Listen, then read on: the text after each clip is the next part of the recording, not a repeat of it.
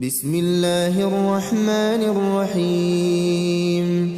تبارك الذي بيده الملك وهو على كل شيء قدير، الذي خلق الموت والحياة ليبلوكم أيكم أحسن عملا وهو العزيز الغفور، الذي خلق 7 سماوات طباقا ما ترى في خلق الرحمن من تفاوت فارجع البصر هل ترى من فطور ثم ارجع البصر كرتين ينقلب إليك البصر خاسئا وهو حسير، ولقد زينا السماء الدنيا بمصابيح وجعلناها رجوما للشياطين وأعتدنا لهم عذاب السعير، وللذين كفروا بربهم عذاب جهنم وبئس المصير.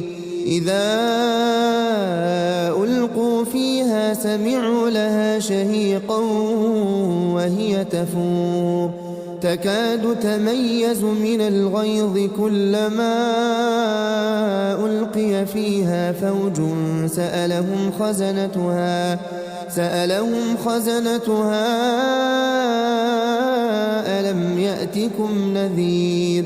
قالوا بلى قد جاءنا نذير فكذبنا وقلنا ما نزل الله من شيء إن أنتم إلا في ضلال كبير.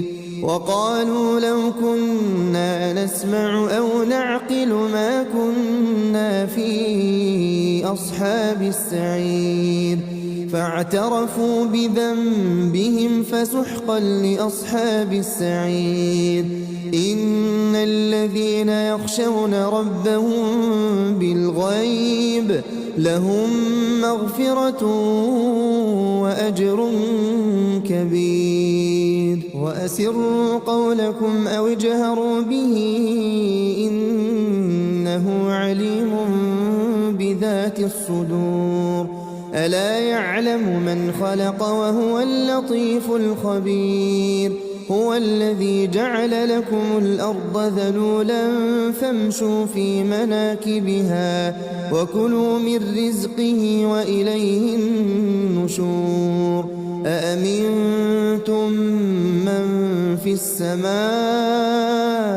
أن يخسف بكم الأرض فإذا هي تمور أم أمنتم من في السماء أن يرسل عليكم حاصبا فستعلمون كيف نذير. ولقد كذب الذين من قبلهم فكيف كان نكير. أولم يروا إلى الطير فوقهم صافات ويقبضن ما يمسكهن إلا الرحمن إنه بكل شيء بصير. أمن هذا الذي هو جند لكم ينصركم من دون الرحمن إن الكافرون إلا في غرور.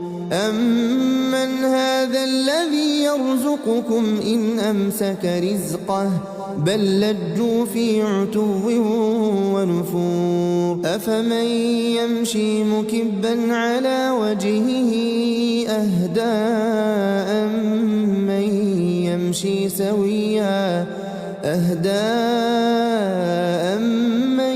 يمشي سويا على صراط مستقيم.